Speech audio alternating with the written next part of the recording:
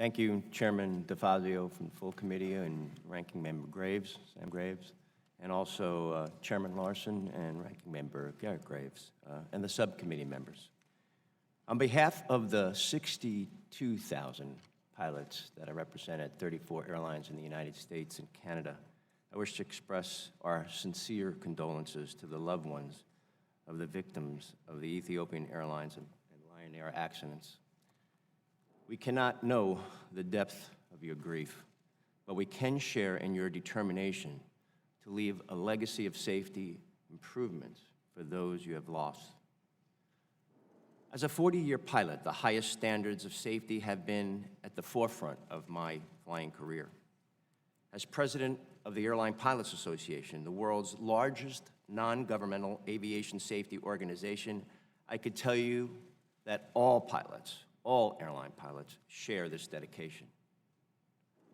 While airline accidents are rare, even one fatal accident is one too many. Over the years, ALPA has helped develop an investigation process to identify all the contributing factors, evaluate needed changes, and most importantly, implement those changes to improve safety. The results include the first officer qualification, experience, and training requirements that emerged from the Kogan 3407 investigation.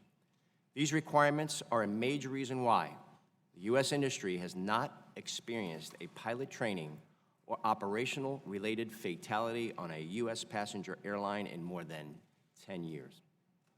And this is why ALPA has called upon the International Civil Aviation Organization to set global pilot standards.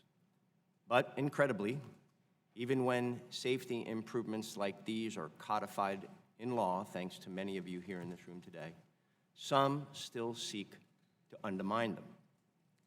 While we've made strides, we have more to do. ALPA will continue to help identify improvements not only during these investigations, but also in the long term through the industry's risk-predictive, data-driven approach to enhancing safety. We will never stop fighting against those who put profits before the safety of our passengers, cargo, and crew. Our safety commitment means that ALPA will be fully involved in understanding what went wrong and evaluating how to move forward with the Boeing 737 MAX once the FAA final review is complete. We've made clear that questions must be answered in the areas of oversight, aircraft certification, and delegation of authority. ALPA will work tirelessly to ensure that industry and government make the changes necessary to safeguard our system. Equally important, our industry must be more determined than ever to prevail against special interests that would have us ignore the lessons from the past. For example, we must deliver on Congress's intent to install secondary flight deck barriers on all newly manufactured passenger aircraft, a lesson we all learned from the 9/11 report. And we still have work to do to achieve one level of aviation safety by applying science-based flight, duty, and rest requirements to pilots like myself who fly cargo, and mandating intrusion-resistant flight deck doors on cargo aircraft. Likewise, our industry must continue to make improvements to safeguard the shipment of dangerous goods and lithium batteries and eliminate shipments of undeclared dangerous goods. Today, ALPA released a new report that lays out the indisputable safety benefits of the presence of at least 2 fully qualified, adequately rested, and highly trained pilots on the flight deck. We know, as do our passengers, that the presence of at least 2 pilots on board our airliners not only contributes to a proactive, risk-predictive safety culture, it's the reason why U.S. air transportation is so safe today.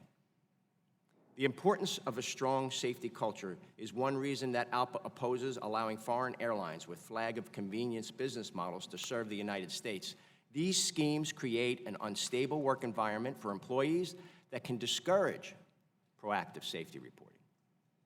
I commend Chair DeFazio, Aviation Subcommittee Chair Larson, Vice Chair Davids, and Representative Davis and this subcommittee for supporting legislation to enable the Department of Transportation to determine whether airlines using these harmful business practices should fly to the United States. The House included a similar provision in the recent FAA reauthorization, and I hope the Fair and Open Skies Act will move quickly. And to finish, as pilots, our priority is always safety. We make certain our industry learns from the tragedies we see, and we make improvements. Whether it's the decision on the return to service of the Boeing 737 MAX or to take off on every flight, it is safe to fly when the pilot in command says it is. Thank you for giving me the opportunity to speak to you all today. Thank you. Thank you. Ms. Fasani, you're recognized.